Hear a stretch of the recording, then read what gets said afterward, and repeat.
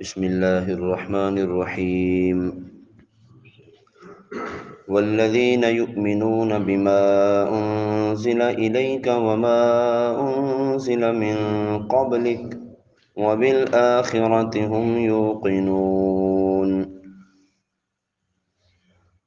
اور وہ ایمان لاتے ہیں اس پر جو تمہاری طرف نازل کیا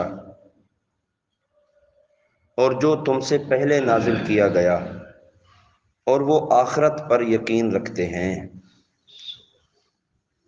اس آیت مبارکہ میں اہل کتاب کے وہ مومنین مراد ہیں کہ جو اپنی کتاب پر اور تمام پچھلی کتابوں پر اور انبیاء کرام پر نازل ہونے والی تمام وحیوں پر ایمان رکھتے تھے، اور وہ قرآن پاک پر بھی ایمان لائے ہیں۔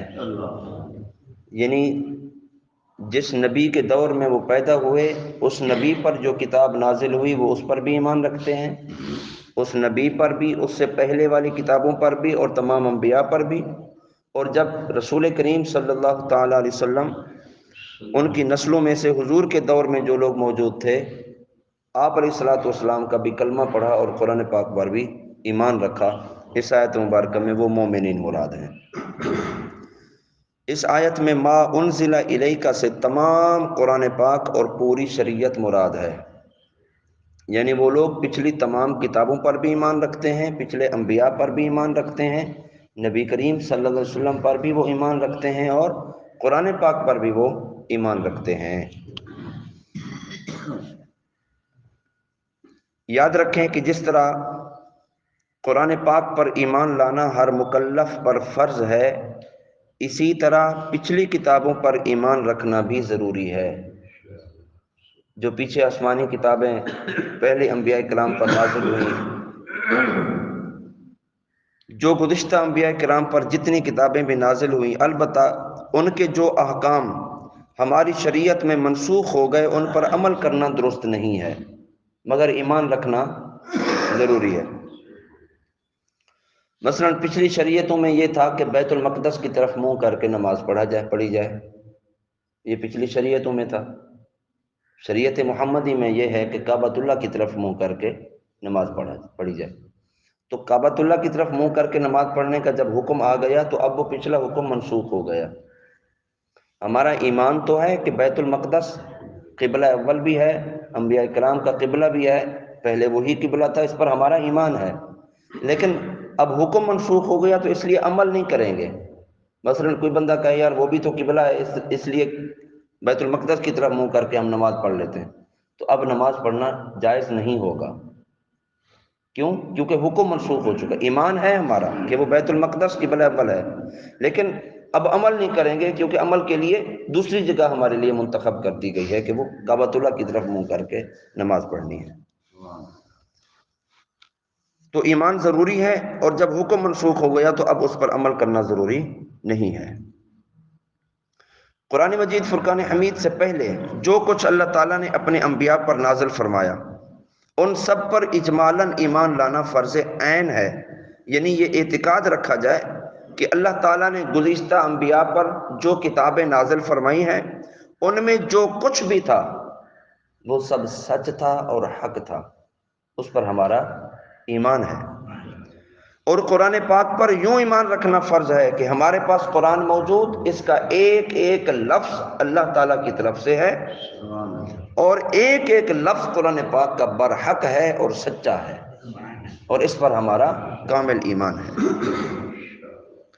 باقی قرآن پاک کی تفصیل جاننا یہ فرض کفایہ ہے، عوام پر اس کی تفصیلات کا علم حاصل کرنا فرض نہیں، جبکہ ان کے اندر علماء موجود ہوں جو قرآن پاک کا علم رکھتے ہوں۔ تو جب قرآن پاک کے علماء موجود ہیں اور وہ علم دے رہے ہیں تو یہ علم حاصل کرنا عوام کے لیے فرض کفایہ ہے۔ اور آگے فرمایا وَبِالْآخِرَةِ هُمْ يُوقِنُونَ، وہاں ایمان کا ذکر کیا کہ وہ جو کچھ حضور پر نازل ہوا اور جو کچھ ان سے پہلے نازل ہوا ان سب پر ایمان رکھتے ہیں۔ اگلی بات فرمائی کہ وہ آخرت پر بھی یقین رکھتے ہیں۔ یہ صفات بیان کر رہے ہیں متقی لوگوں کی، متقی لوگوں کی جو 3 صفات پچھلی آیات میں بیان کی تھیں ان میں بھی وہی انہی لوگوں کی مزید دو صفات بیان کی ہیں کہ متقی لوگ قیامت پر اور جو کچھ اس میں جزا اور سزا وغیرہ ہے وہ سب پر ایمان رکھتے ہیں کہ اس میں ذرا برابر بھی شک نہیں ہے، ذرا برابر بھی شبہ نہیں ہے۔ اس میں اس بات کی طرف اشارہ ہے کہ یہودیوں اور عیسائیوں کا آخرت کے متعلق عقیدہ درست نہیں۔ کیوں؟ کیونکہ ان میں سے ہر ایک کا یہ عقیدہ ہے کہ صرف یہودی ہی جنت میں داخل ہوں گے، ان کے علاوہ اور کوئی بھی داخل نہیں ہوگا، اور عیسائیوں کا بھی یہ عقیدہ ہے کہ عیسائیوں کا بھی یہ عقیدہ ہے کہ صرف عیسائی جنت میں داخل ہوں گے، اس کے علاوہ کوئی جنت میں داخل نہیں ہوگا۔ اس آیت مبارکہ میں اللہ تعالیٰ نے ان کا رد فرمایا ایمان والوں کا ایک وصف یہ ہے کہ وہ آخرت پر یقین رکھتے ہیں، ذرا برابر بھی اس پر شک نہیں رکھتے۔ یہودیوں کا عقیدہ تھا کہ ہم اگر جہنم میں گئے تو چند دن جہنم میں جائیں گے، اس کے بعد ہم سیدھے جنت میں چلے جائیں گے۔ تو اللہ تعالیٰ نے ان کا بھی رد کیا ہے کہ یہ ایمان والوں کا وصف ہے کہ وہ آخرت پر یقین رکھتے ہیں اور اعتقاد رکھتے ہیں، ذرا برابر بھی اس میں شک نہیں رکھتے۔ تو اس طرح کے فاسد اور من گھڑت خیالات جب ذہن میں جم جاتے ہیں تو پھر ان کی اصلاح بہت مشکل ہو جاتی ہے۔ جس طرح لوگوں نے کہا تھا کہ ہم تو اللہ سے محبت کرتے ہیں، ہمیں کیا ضرورت ہے نبی علیہ الصلوۃ والسلام کا کلمہ پڑھنے کی، ہمیں قرآن پاک کو ماننے کی کیا ضرورت ہے، ہم تو اللہ سے محبت کرتے ہیں۔ تو پھر اللہ تعالیٰ نے ان کا رد کیا اور ارشاد فرمایا قل ان کنتم تحبون اللہ فاتبعونی، محبوب آپ انہیں کہہ دیجئے کہ اگر تم اللہ سے محبت کرتے ہو تو دعوے میں تم جھوٹے ہو، سچے تب ہوں گے کہ تم میری اتباع کرو۔ تم کہتے ہو کہ ہم اللہ سے محبت کرتے ہیں اور حضور کی اطاعت نہیں کرتے، حضور کا کلمہ نہیں پڑھتے، قرآن پاک پر ایمان نہیں رکھتے، تو یہ محبت کھوکھلی ہے۔ اگر اللہ سے محبت کرنے کا دعویٰ کرتے ہو تو حضور نے فرمایا میری اتباع کرو، تم میری اتباع کرو، یحببکم اللہ، اللہ تعالیٰ تم سے محبت کرے گا، وَيَغْفِرْ لَكُمْ ذُنُوبَكُمْ، اللہ تعالیٰ تمہارے گناہوں کو بھی معاف فرمائے گا۔ تو فقط دعویٰ کرنا الگ بات ہے، عملی میدان میں اترنا یہ الگ بات ہے۔ تو اللہ سے محبت تبھی سچی ہوگی کہ جب بندہ رسول کریم صلی اللہ علیہ وسلم کی پیروی کرنے والا ہوگا، اتباع کرنے والا ہوگا، حضور صلی اللہ علیہ وسلم کے نقش قدم پر چلنے والا ہوگا، آپ کی شریعت پر عمل کرنے والا ہوگا، قرآن پاک کے احکامات پر عمل کرنے والا ہوگا، تب وہ اللہ کی محبت کا دعویٰ کرنے میں سچا ہوگا۔ تو اس طرح کے فاسد عقائد یعنی من گھڑت باتیں، ایسے خیالات ذہن میں جم جاتے ہیں تو پھر اصلاح بڑی مشکل ہوتی ہے، بندہ جناب وہ اپنے موقف سے ہٹتا نہیں ہے۔ حالانکہ جو چیز قرآن بتائے گی ہم نے اس پر چلنا ہے، جو کچھ شریعت بتائے گی ہم نے اس پر چلنا ہے، تو یہ ہماری کامیابی ہے۔ اولئک علی ھدی من ربہم واولئک ھم المفلحون، یہی لوگ اپنے رب کی طرف سے ہدایت پر ہیں اور یہی لوگ کامیابی حاصل کرنے والے ہیں۔ یعنی جن لوگوں میں بیان کی گئی صفات پائی جاتی ہیں کہ وہ غیب پر بھی ایمان رکھتے ہیں، وہ نمازیں بھی قائم کرتے ہیں، اللہ کے دیے ہوئے رزق میں سے اللہ کے نام پر خرچ بھی کرتے ہیں، اور پچھلی جو کچھ نازل ہوا ان پر بھی ایمان رکھتے ہیں، جو کچھ حضور پر نازل ہوا ان پر بھی ایمان رکھتے ہیں، اور آخرت پر بھی ایمان رکھتے ہیں، تو جن کے اندر یہ صفاتیں پائی جائیں گی تو وہ رب کی طرف سے عطا کی گئی ہدایت پر ہیں، اور یہی لوگ جہنم سے نجات پا کر جنت میں داخل ہو کر کامل کامیابی حاصل کرنے والے ہیں۔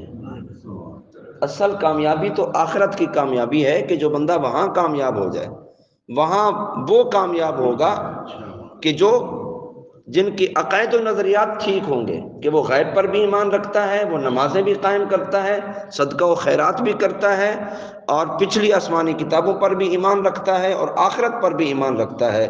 اللہ نے فرمایا یہ لوگ کامیاب لوگ ہیں۔ تو یقیناً یہی عقیدہ مسلمانوں کا عقیدہ اور اہل ایمان کا عقیدہ ہے۔ اس آیت میں فلاح سے مراد کامل فلاح ہے، یعنی کامل کامیابی متقین ہی کو حاصل ہوگی۔ اصل فلاح ہر مسلمان کو حاصل ہے، اگرچہ وہ کتنا ہی گناہگار کیوں نہ ہو، کیونکہ ایمان بذات خود بہت بڑی کامیابی ہے، جس کی برکت سے بہرحال جنت کا داخلہ ضرور ہوگا، اگرچہ عذاب نار کے بعد ہو۔